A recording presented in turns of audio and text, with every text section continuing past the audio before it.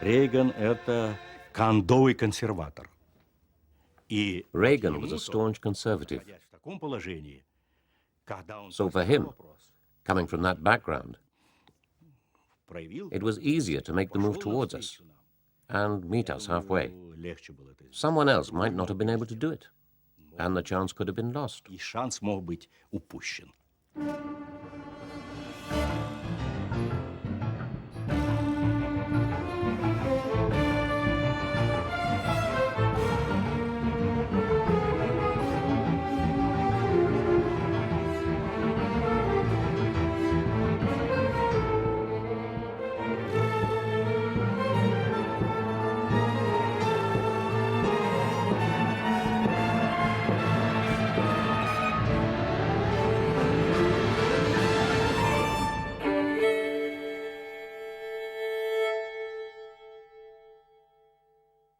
One more time. Stand by your friend. Give him 2 arms to cling to. A concert on the White House lawn for an ex-Hollywood film star who was now President of the United States. Stand by your friend. I knew that Ronald Reagan would bring this country back to the place it belonged. Not make you ashamed you as an American, make you proud you to be an American. Ronald Reagan had the ability to convey whatever he was thinking of in terms that everybody understood. He just seemed to have a warmness about him that the people felt. You're making me nervous. I love you. You're wonderful. Thank you. Ladies and gentlemen, I give you the B-1B. A strident anti-communist for most of his adult life, Ronald Reagan believed America lagged behind the Soviet Union in the arms race. I urge you to beware the temptation of blithely declaring yourselves above it all and label both sides equally at fault, to ignore the facts of history and the aggressive impulses of an evil empire, to simply call the arms race a giant misunderstanding, and thereby remove yourself from the struggle between right and wrong and good and evil. In the first years of Reagan's presidency, the Soviet Union's armed might appeared to be at its peak. I had no doubt that the Soviet goal was world domination.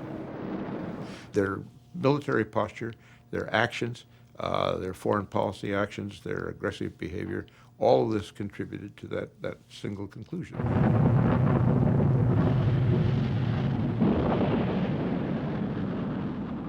The Soviet Union had been the first into space, but now a fear lurked in the hearts of top Soviet commanders, fear of American technological superiority. I had a meeting in Moscow with Marshal Agarkov, the chief of staff of the Soviet Armed Forces. And he said, you know, all modern military capability is based on the computer. You have little kids in America, 3 years old, who know how to deal with computers. It takes years here to train Soviet recruits in the military to use them because they've never used them before. We're afraid of computers. If we start deploying computers, it's going to mean loss of political control for the Soviet leadership. The aging Kremlin rulers were still willing to bear the crippling cost of being a superpower. For the peoples of the Soviet Union, this meant a life where everyday items were in short supply. The standard of living was very low. We lived from payday to payday. We couldn't feed our children properly. The food that was available was so poor, and the queues. We used to spend 3, 4, 5 hours queuing for some lousy sausage. Brezhnev introduced a new face into the ranks of the Kremlin leadership, Mikhail Gorbachev. He was ordered to reform Soviet agriculture. The land that Stalin had brutally collectivized had never delivered plenty. Soviet farming was grindingly inefficient.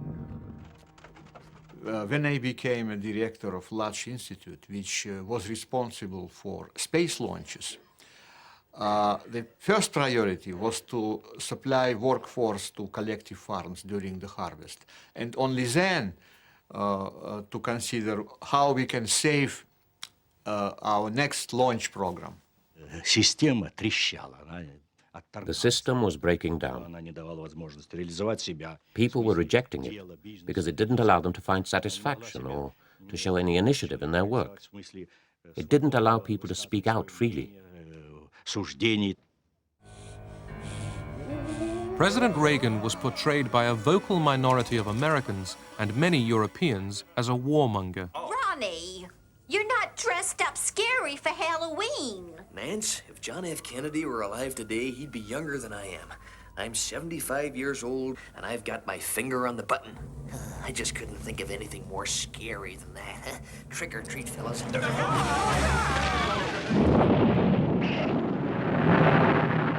The United States and the Soviet Union already possessed nuclear arsenals large enough to wipe each other out. Both sides were constantly introducing more powerful and accurate missiles.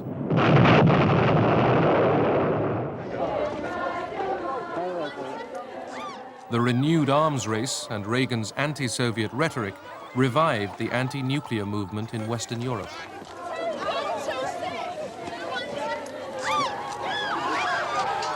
Peace campaigners could not have imagined that the revulsion they felt for nuclear weapons also had an echo in the White House.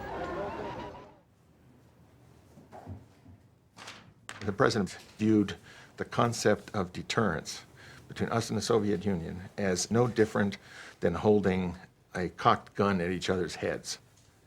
It was very clear to me from the beginning that he was, to say the least, extremely uncomfortable. And as I began to understand later on, he was fundamentally, morally, ethically opposed to the concept of mutual assured destruction and deterrence as we know it. Advances in computers and laser technology promised to give Reagan, and he believed the whole world, a way out of the nuclear dilemma. Work was going forward on a revolutionary new defense system. What if free people could live secure in the knowledge that their security did not rest upon the threat of instant U.S. retaliation to deter a Soviet attack, that we could intercept and destroy strategic ballistic missiles before they reached our own soil or that of our allies? I know this is a formidable technical task, one that may not be accomplished before the end of this century. I call upon the scientific community in our country, those who gave us nuclear weapons, to turn their great talents now to the cause of mankind and world peace, to give us the means of rendering these nuclear weapons impotent and obsolete. Good evening. This is the CBS Evening News. Dan Rather reporting tonight from Washington. President Reagan today followed up last night's defense policy speech. He gave the go-ahead to develop a space-age system designed to neutralize an enemy nuclear missile attack, a system domestic critics today called too high cost, too high tech, too pie in the sky. Suppose we had been talking in terms of 1940, and somebody had said, we can take a little atom. An atom is something you can't see. But when we explode that little atom, we can destroy a whole city. Would you have believed it? Would you have said, let's try it? Franklin Roosevelt said yes. Franklin Roosevelt is in history as a hero. For what? Producing an offensive weapon of mass destruction. Ronald Reagan, on the other hand, came into office and said, hey, we should have something that will stop this. Reagan's Strategic Defense Initiative, SDI, nicknamed Star Wars after the movie, envisaged satellite and ground-based weapons that could destroy Soviet missiles with darts and laser beams. It was a shock.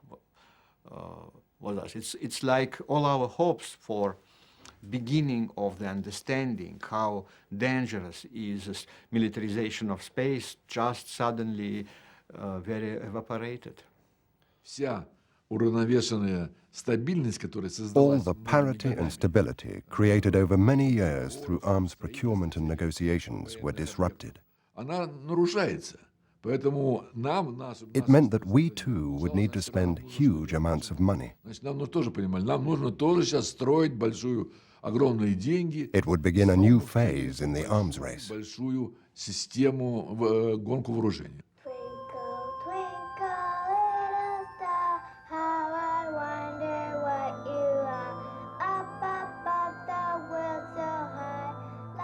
Many American politicians and scientists campaigned against what they saw as Reagan's expensive folly. The heavens are for wonder, not for war. Stop Star Wars. Stop weapons in space. Reagan's critics said that SDI was hugely expensive and would never work. They were appalled by the deep cuts in welfare programs that would be needed to pay for it. Ronald Reagan soon discovered that his close ally, British Prime Minister Margaret Thatcher, was also critical of SDI. A firm believer in the nuclear deterrent, she tried to persuade her friend to abandon his beloved Star Wars.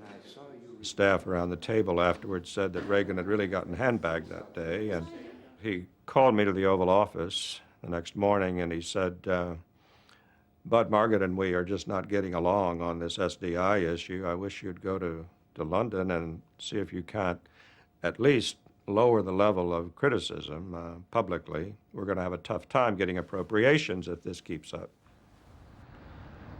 She gave me the same lecture she'd given 2 weeks before, and seeing I was getting nowhere, I interjected during a pause. Prime Minister President Reagan believes that there's at least $300 million a year that ought to be subcontracted to British companies that would support SDI. And there was a long pause. She finally said, there may be something to this after all. Leonid Brezhnev died in November 1982. The ailing KGB chief, Yuri Andropov, succeeded him. Andropov was frightened by SDI and Reagan's anti-Soviet speeches. Convinced that the West was plotting war, Andropov ordered a worldwide alert. The KGB monitored every aspect of life in the West. The banking system was to be closely watched, as were the hospitals and road-building programs. Were the banks attempting to convert their system to a war footing? Were hospitals preparing new beds and setting up blood banks for massive numbers of wounded?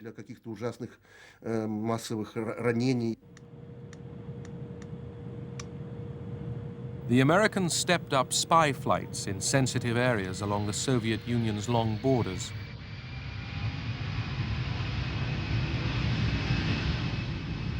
Aircraft packed with electronic surveillance gear looked like civilian airliners and often flew close to passenger routes.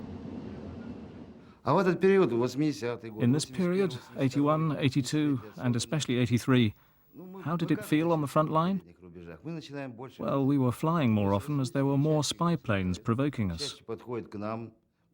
We were in a constant state of tension. On August 31st, 1983, a South Korean airliner, KAL Flight 007, with 269 people on board, left Anchorage for Seoul. The Boeing 747 strayed from its normal route into Soviet airspace. I received a phone call informing me that an unidentified plane had been spotted over Kamchatka and that our attempts to contact it had been unsuccessful. I ensured that all the forces at our disposal were immediately put on alert.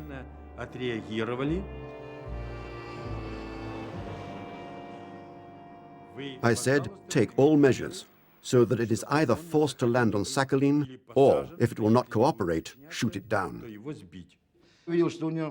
I could see 2 rows of windows which were lit up. I wondered if it was a civilian aircraft. Military cargo planes don't have such windows.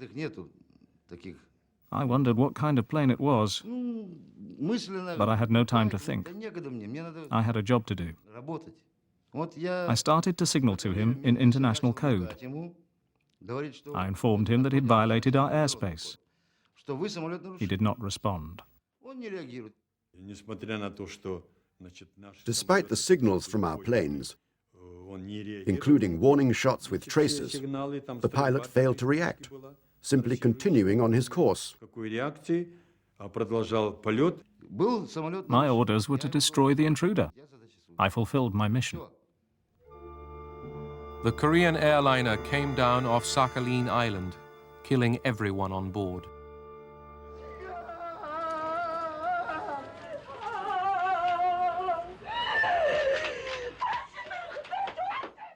The United States reacts with revulsion to this attack. Loss of life appears to be heavy. We can see no excuse whatsoever for this appalling act. We came to the conclusion that we simply needed to be honest and admit an unfortunate incident has occurred. There was a pilot error, bad weather. One thing led to another. It was not a pre-planned action. No one wanted this. It was a tragic mistake. We went to Kornienko, the deputy foreign minister, who agreed with us, but he was not able to convince the leadership. This was a question of prestige, and the military don't like to admit mistakes. A mood of crisis now gripped both East and West. Arms control talks were broken off. Soviet SS-20 rockets were now confronted by cruise and Pershing missiles deployed in Western Europe.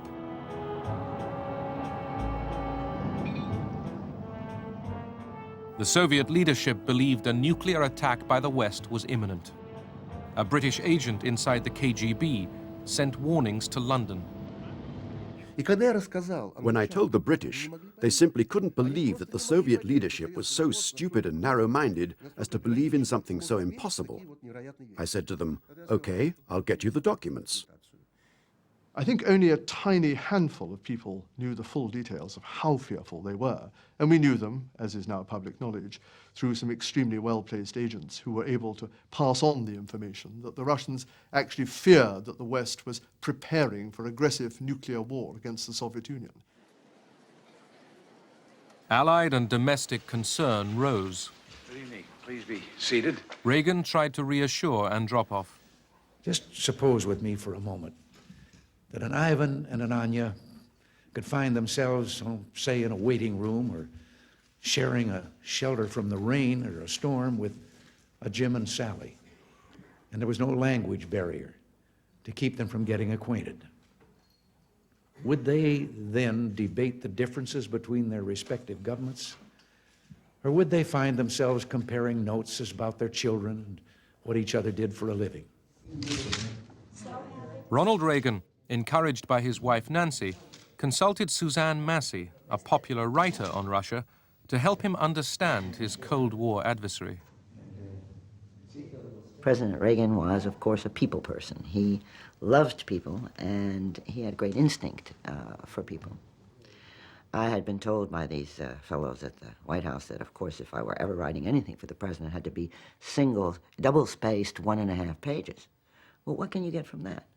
President Reagan never seen a Russian in the first 3 years. He couldn't go there. He was an actor. Actors like to absorb from feeling. I said, Mr. President, if you are re-elected, will this policy of small steps toward better relations be a continuing policy of your administration? And Ronald Reagan had a pretty eagle eye when he wanted to, and he looked down at me and he said, very definitely, he said, yes, if they want peace, they can have it.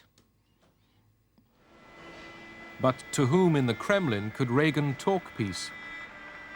In March 1984, Yuri Andropov died. His successor, Konstantin Chernenko, was too frail to start a dialogue. The West looked for some small sign of change. We needed to try to search out the people who would guide the Soviet Union after Brezhnev, after Andropov.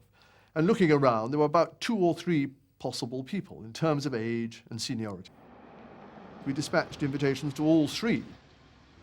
It was pure chance that Gorbachev was the one who accepted first. When Gorbachev came to the United Kingdom, he indeed brought his wife, and that was one of the first signs that we were dealing with someone quite different. Soviet leaders very, very rarely traveled with their wives anywhere. There you guys stand there. I'm cautiously optimistic. I like Mr. Gorbachev. We can do business together. We both believe in our own political systems. He firmly believes in his. I firmly believe in mine. We're never going to change one another. We better hang on from them. March 1985. Konstantin Chernenko was dead. At his funeral, world leaders paid their respects to Mikhail Gorbachev and weighed up the new, younger man in charge of the Soviet Union. George Bush was there as vice president. He was head of our delegation. When we walked out of that meeting, I said to George, I said, this is a very different Soviet leader than any we've seen before. Russians, too, noticed the difference. Gorbachev was greeted with great enthusiasm. Everyone cheered in our institute. We were all pleased that such an energetic and educated person had become the new Secretary General of our Communist Party. We expected a miracle. We thought he was the Messiah who had come to introduce change. The state of the Soviet Union and its society could be described very simply with a phrase used by people across the country. We can't go on living like this any longer. That applied to everything. The economy was stagnating, there were shortages, and the quality of goods was very poor. Gorbachev took over a superpower sick with social breakdown, corruption in the Communist Party, and alcoholism.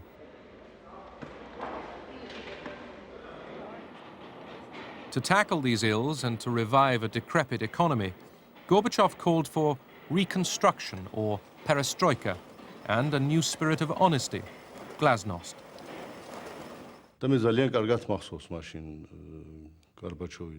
I remember very clearly what Gorbachev said at that time. He said, there are 2 roads we can take. We can either tighten our belts very, very tightly and reduce consumption,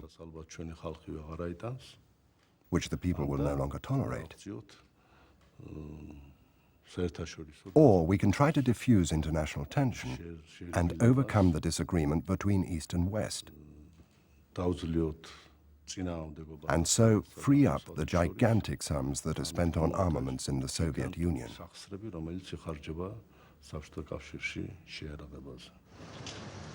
In Washington, Reagan had to overcome objections from inside his own administration before he could meet the new man in the Kremlin.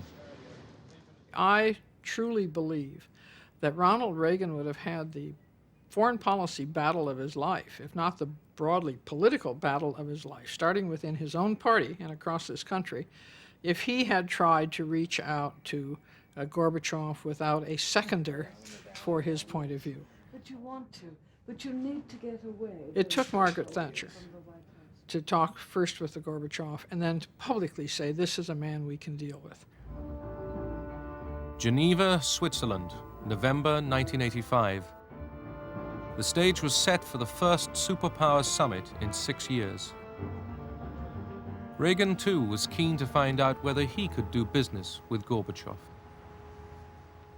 I felt always that President Reagan was exactly the kind of man that Russians, under normal circumstances, would have really liked, the kind of American that they would really like. First of all, he was kind of an icon, you know, he's a cowboy, and they loved that. And the other was that he was very patriotic. You really had the sense that he was going to break into God Bless America every time you saw him, and it wasn't corny. He really believed it. And Soviet Union, even some of the most hardened, cynical Soviets, really respected patriotism. Many people in the West wondered whether the 74-year-old Ronald Reagan was up to taking on the 54-year-old Mikhail Gorbachev. The president's aide came in and said, "Mr. President, do you want to put your coat on?" And he said, "No, I'm not sure." And somebody said, "Well, it's very cold outside. You should really wear a coat." It was announced that the Soviet cavalcade was at the gates. And Reagan turned and, without putting on his overcoat, walked to the door.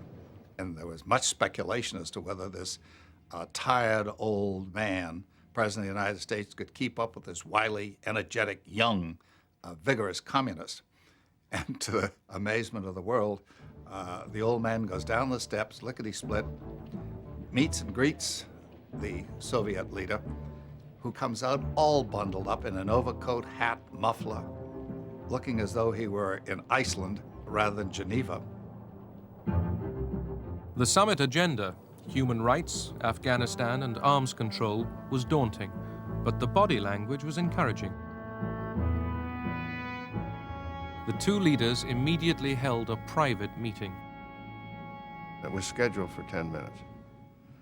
20 minutes went by, 30 minutes went by, 40 minutes went by, and the White House guy who keeps the schedule going came around to me and he said, "I should go in and let them know they're going overtime." And I said, "If you do that, you should be fired." The name of the game, it shows they're getting along. But were they really getting along? I returned at the break to meet my colleagues. They asked, "What's your impression?" I said, "I have met a caveman, a dinosaur." The two leaders were divided above all by Reagan's Strategic Defense Initiative, Star Wars. Are you getting along? See that, can't you? It was a shouting match, not angry as much as two people, as I said, passionate in their views, with diametrically opposed positions. And this was the occasion in which the president said, "But you must believe that this is so important for the safety of the world that I will give you the technology as we develop it." And Gorbachev laughed and said, "Mr. President, surely you understand I can't believe that, since you won't even give us the technology for milking machines." Mikhail Gorbachev left Geneva without agreement on his main objective, curbing the arms race. But the United States and the Soviet Union were talking again.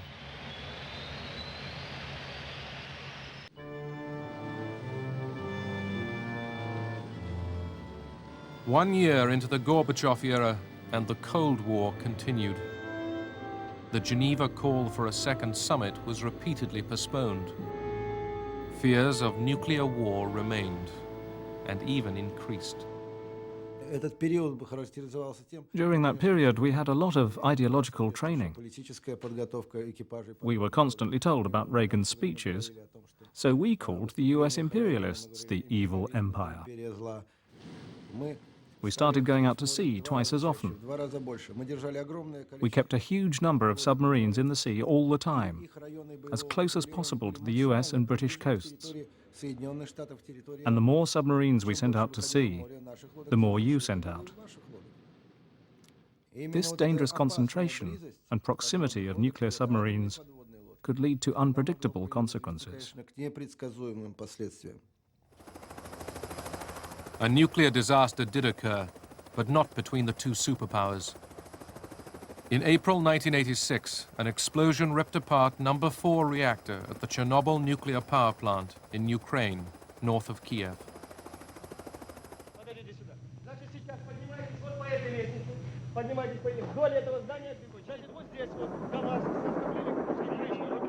The disaster highlighted the incompetence of the Soviet system as volunteers started the lethal task of cleaning up the huge radioactive leak. The firemen who got burnt while helping to extinguish the blaze were brought to a hospital near where I lived. At the time, people knew nothing about radiation, and there was a lot of confusion about how it was transmitted. The firemen died very soon after, and when they were buried, people were scared that the radiation would spread from their graves.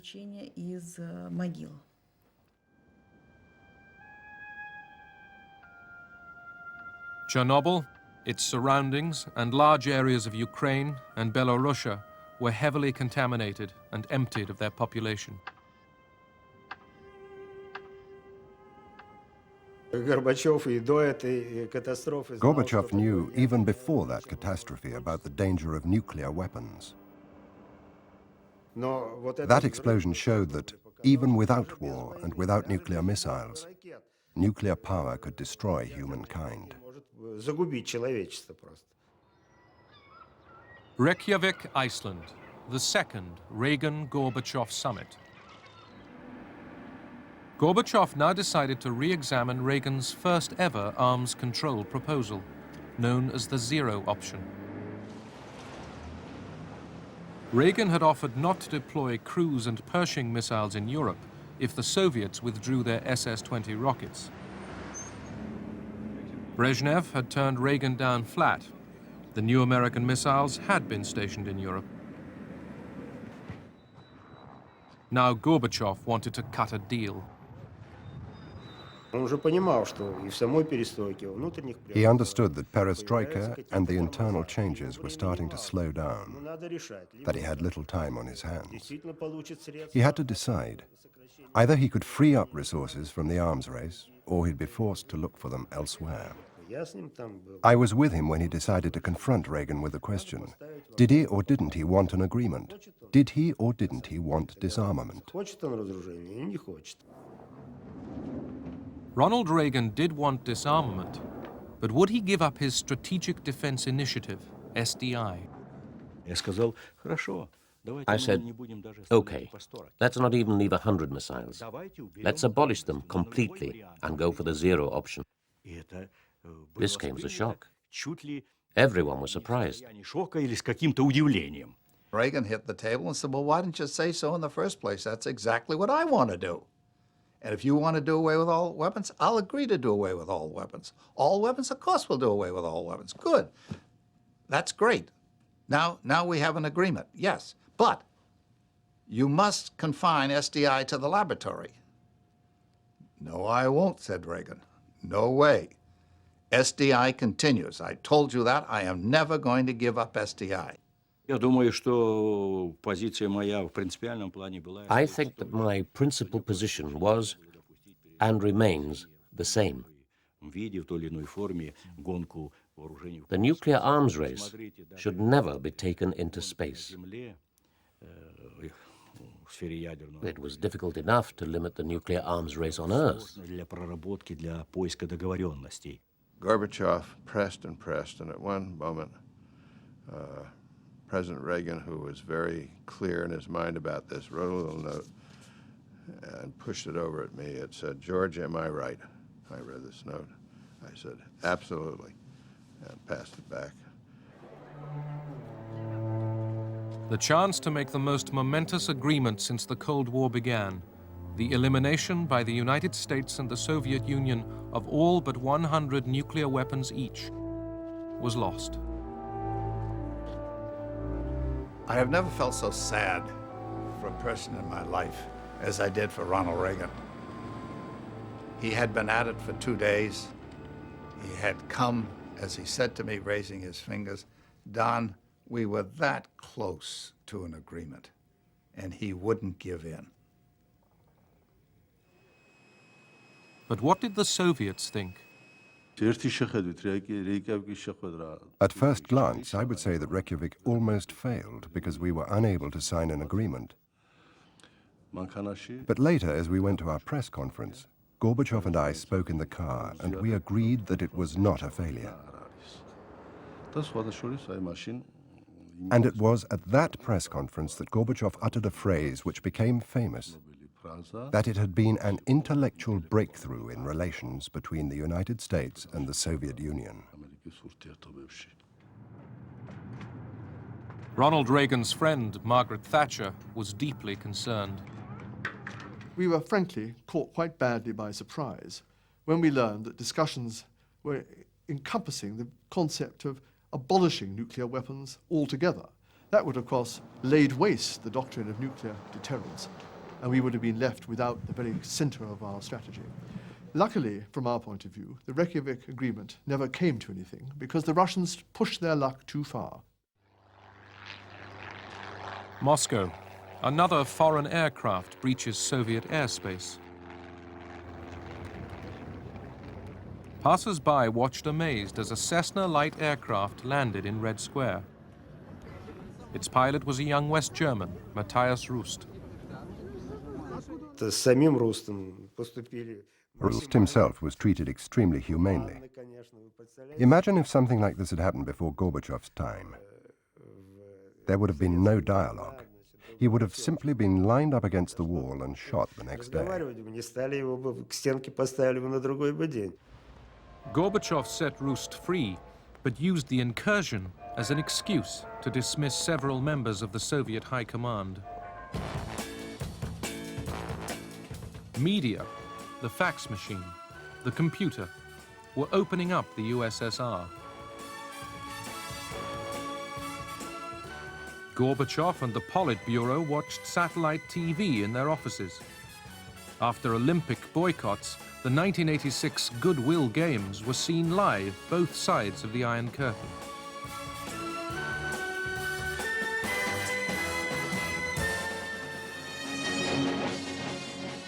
Soviet television was changing. It risked a live debate with Margaret Thatcher. So don't you think that the concept of nuclear deterrence, in fact, invites the side that believes in it to use the nuclear weapons in the end, just to prove this threat from time to time?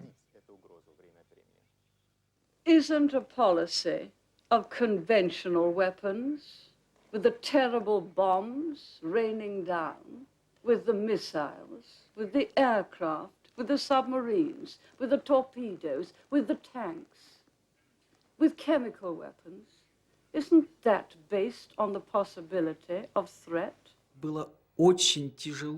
I felt very embarrassed for our journalists. It was so painful to watch.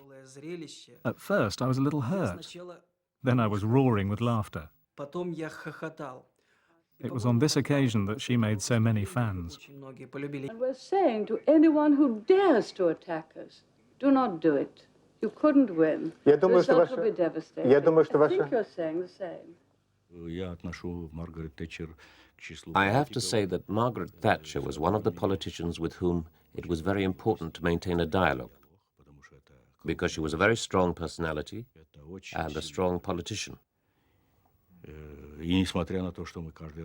And in spite of us constantly arguing with her at every meeting we had, we respected each other's position.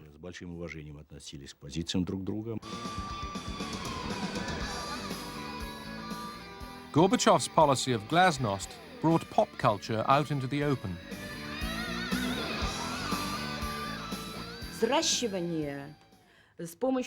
A new breed of young people was created by our intellectuals, a breed that rejected all our Soviet past. This was moral degradation.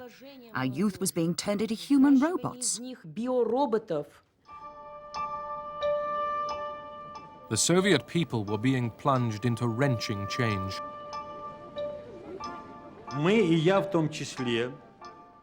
We became particularly worried by the end of 1987. We saw that the country was not going in the direction it should. The situation of the people was getting worse and worse. The situation of the armed forces was no better.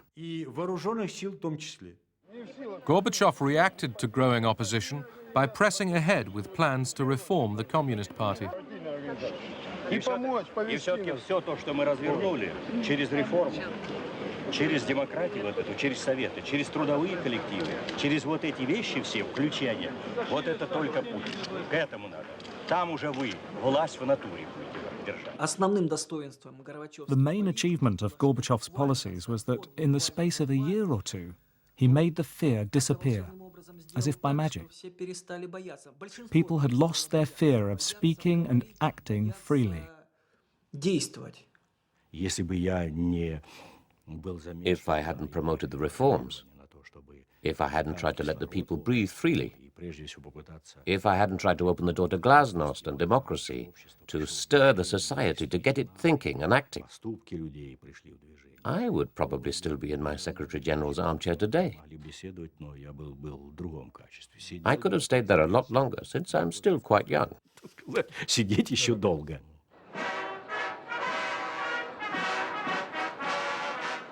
Washington, D.C.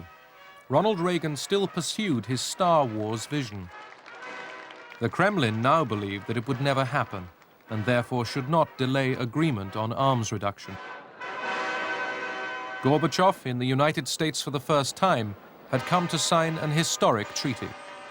His visit, seen live on Soviet TV, enhanced his standing at home and abroad. All I'd ever seen of Soviet leaders was Khrushchev banging his shoe on the table and some old men in drab uniforms all looking like Mao Zedong, you know, and had no personality and looked like they were zombies. Here comes Gorbachev. He was wearing a good, well-cut Brooks Brothers suit and tie. He was even had on a white shirt. He was outgoing. He was meeting people. He was joking. And he was getting along with people in Washington, D.C. Ladies and gentlemen, the President of the United States and the General Secretary of the Central Committee of the Communist Party of the Soviet Union. A Russian saying Reagan had learned from Suzanne Massey now seemed appropriate. The Russians like to talk in proverbs. It would be nice for you to know a few. And I said, you're an actor, you can learn them very quickly. And I gave him this, Mrs. Reagan was with us at the time, and she liked this one. And I said, here it is, and it was doveryai, no praveryai. Mr. General Secretary, though my pronunciation may give you difficulty, the maxim is doveryai, no proveryai. Trust but verify. Назначение этого... На каждой встрече вы это повторяете. You repeat that at every meeting.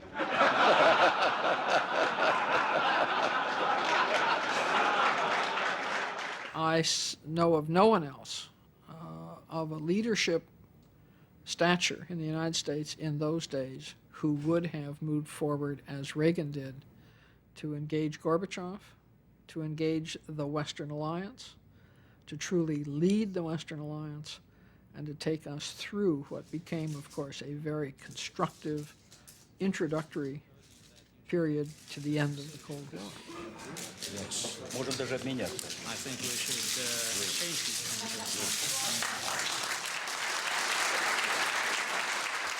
Ronald Reagan and Mikhail Gorbachev signed a far-reaching agreement. For the first time, an entire category of nuclear weapons was to be abolished.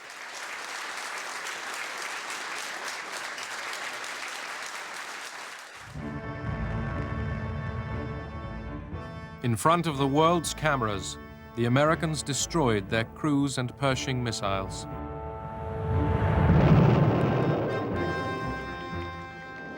The Soviets dismantled their SS-20s. In another milestone in reducing Cold War tension, inspection teams from both sides supervised the destruction.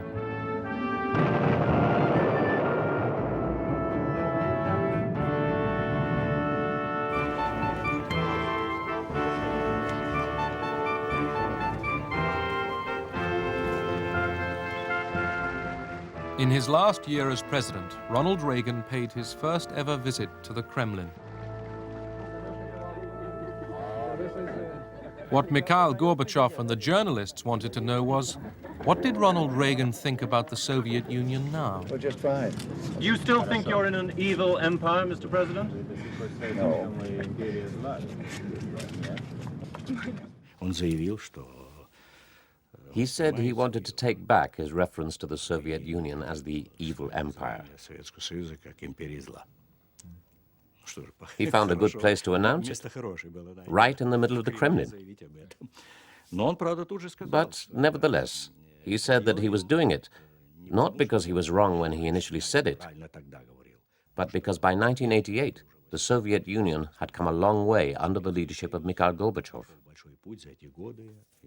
It had become a different country. Why we find ourselves standing like this. Together, the two leaders had seized their chance.